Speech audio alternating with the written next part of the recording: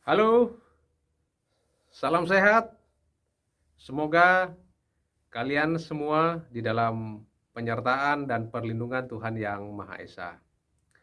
Perkenalkan saya Yanto, selamat datang di channel Jalan Kehidupan. Hari ini saya akan membagikan tips kepada kalian bagaimana berbicara di depan orang banyak apabila kalian diminta secara tiba-tiba. Nah, baik, ikuti saja. Ciao.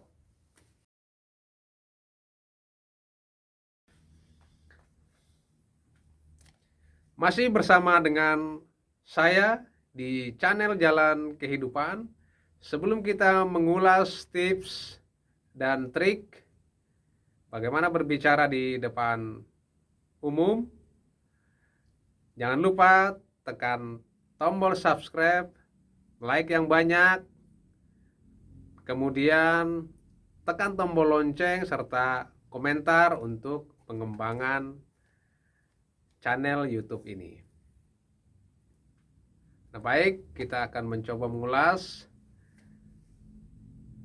Kita ketahui bersama manusia adalah makhluk sosial. Dengan siapa saja dia bisa berbicara.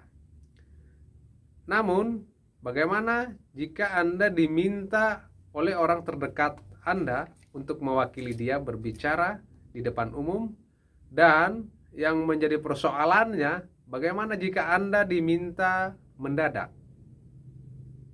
Apa yang perlu kalian lakukan di 1 menit terakhir? Mengapa saya katakan 1 menit terakhir? Lain hal jika kalian diminta jauh hari untuk mewakili seseorang terdekat Anda untuk berbicara, tentunya Anda bisa melakukan persiapan. Nah, berbeda jika Anda diminta secara mendadak. Apa yang perlu Anda lakukan? Nah, di sini kita perlu mengulas tips dan strategi yang kita lakukan. Yang pertama, situasi. Kalian perlu memahami situasi yang ada di sekitar lingkungan tempat kalian berbicara nanti. Tamu undangan siapa yang hadir, dan melihat latar belakang pendidikan siapa yang hadir, itu akan menentukan kalian berbicara nanti secara formal maupun secara non formal. Nah, mengapa saya katakan demikian? Jika Anda berbicara di depan pejabat atau di depan masyarakat yang ditokohkan, tentu Anda berbicara secara formal. Itu yang pertama. Lain hal jika Anda berbicara di rentang usia 15 dengan sampai dengan 19 tahun, maka Anda perlu menggunakan bahasa yang santai dan lugas sehingga informasi yang Anda sampaikan itu bisa diterima oleh audiens. Yang kedua, tema. Perlu Anda menyusun suatu tema itu dengan maksud menyesuaikan situasi acara yang berlangsung pada saat itu. Dengan menyusun tema atau dengan Anda mengetahui tema yang akan Anda bicarakan nanti, Anda bisa menyusun kerangka pikir. Nah, kerangka pikir ini terdiri dari 3 baris. Yaitu pertama adalah pendahuluan, kedua isi,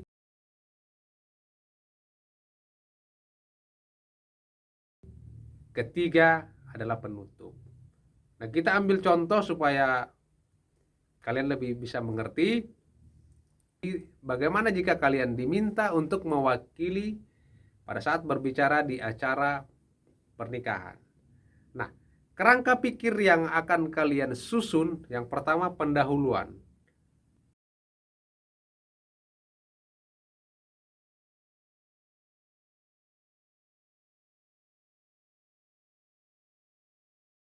Contohnya, Yang pertama kalian bisa sampaikan adalah salam, baik itu selamat pagi, siang, sore, malam, disesuaikan dengan kondisi acara tersebut.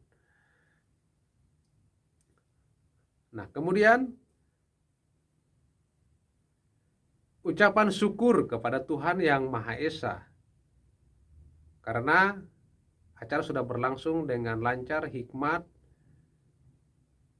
sesuai dengan harapan yang diinginkan. Kemudian kalian juga bisa mengucapkan terima kasih kepada tamu undangan yang sudah hadir sehingga acara tersebut bisa berjalan sesuai dengan keinginan dan harapan dari kita bersama. Nah, itu adalah contoh kerangka pikir yang ada di dalam pendahuluan. Nah, bagaimana dengan isi?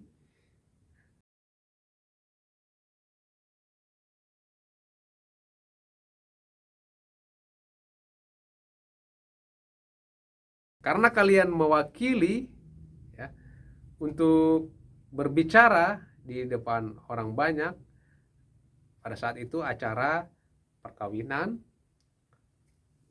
maka di dalam isi kalian perlu menyampaikan makna dari perkawinan, kemudian tujuan dari perkawinan itu apa. Nah,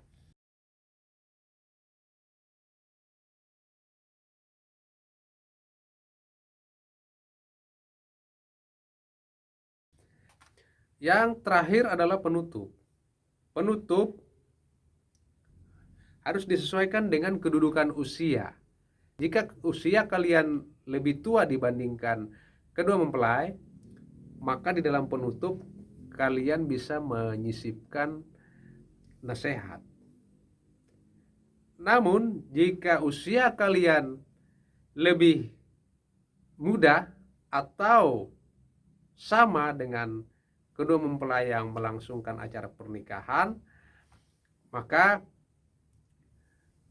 kalian bisa menitipkan suatu pantun romantis. Nah, bagaimana caranya? Caranya kalian bisa membrowsing di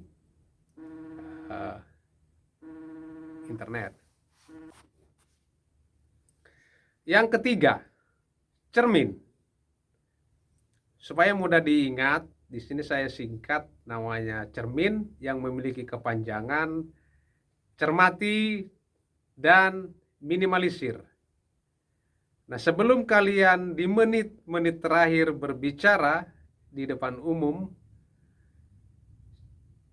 sebaiknya kalian mencatat di notes atau lewat handphone kalian juga bisa kerangka pikir yang sudah kalian susun tadi.